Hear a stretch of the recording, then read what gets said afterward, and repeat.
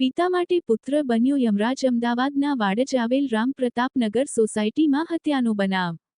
પુત્રએ કરી પિતાની હત્યા કરતા નોંધાઈ ફરિયાદ। દિલીપ મેઘવાલ નામના યુવકે દુર્ગારામ મેઘવાલની કરી હતી।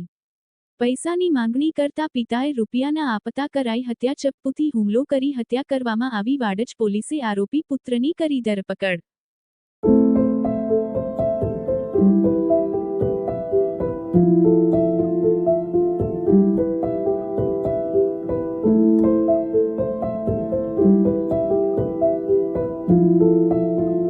સમગ્ર ઘટના આરોપી કોણ, મૃતક કોણ?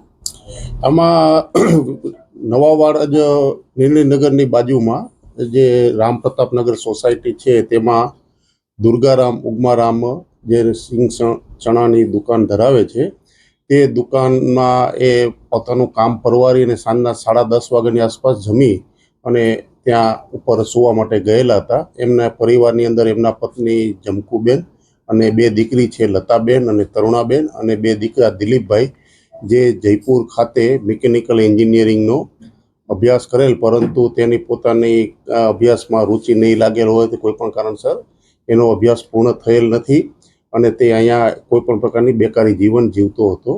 અને છેલ્લા 15-20 દિવસથી તેમને એક અહીંયા જય અંબે ગૃહ ઉદ્યોગ છે એમાં એક ખાનગી નોકરીની શરૂઆત કરેલી હતી અને એમનો સૌથી નાનો દીકરો જે નિખિલભાઈ જે છે એ BBAના 2nd સેમેસ્ટરમાં ગાંધીનગર યુનિવર્સિટી ખાતે અભ્યાસ કરે છે।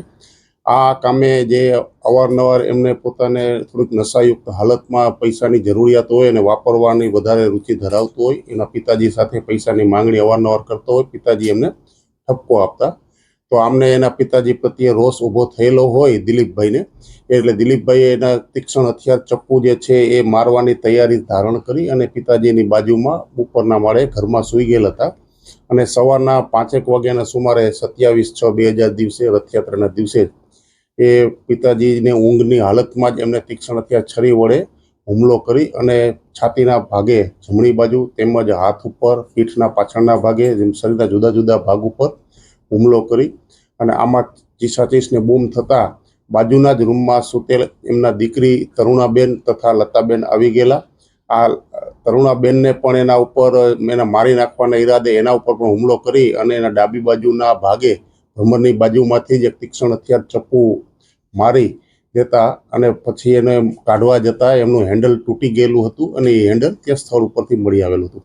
આ બૂમાબૂમ થતાં નિખિલભાઈ અને એના બીજા પિતરાઈ ભાઈ દેવેન્દ્ર, જે બહારથી રાજસ્થાનથી આવેલા હતા, એ તાત્કાલિક ઉપર ગયેલા અને આ દિલીપ આરોપી જે છે એને હસ્તગત કરી અને ત્યાં ઊભો રાખેલા હતા અને તાત્કાલિક 108 એમ્બ્યુલન્સને જાણ કરેલ। 108 વાળાએ ચેક કરી અને એમને મૃત જાહેર કરેલા હતા અને પોલીસને પછી સંપર્ક કરેલો। તાત્કાલિક પોલીસ સ્થળ ઉપર પહોંચી જઈ PCR વાળાએ એમના જે આરોપી દિલીપભાઈને એમને હસ્તગત કરી ને પોલીસ સ્ટેશન લાવેલા હતા અને આ કામના ફરિયાદી નિખિલભાઈ જે છે એ આરોપી દિલીપના નાના ભાઈ છે અને એક જ પરિવારના સભ્યોમાં ફક્ત પૈસા એક નાની માંગણી કરતા હોય અને પિતાજી એક મધ્યમ પરિવારમાંથી આવતા હોય અને માંગણી પૂરી નહીં કરતા એમના પ્રત્યે રોષ આવી જતા તેના વડે છરી વડે હુમલો કરી અને મૃત્યુ નિપજાવેલ છે। એ બાબતે વાડજ પોલીસ સ્ટેશનમાં ગુનો દાખલ થયેલ છે।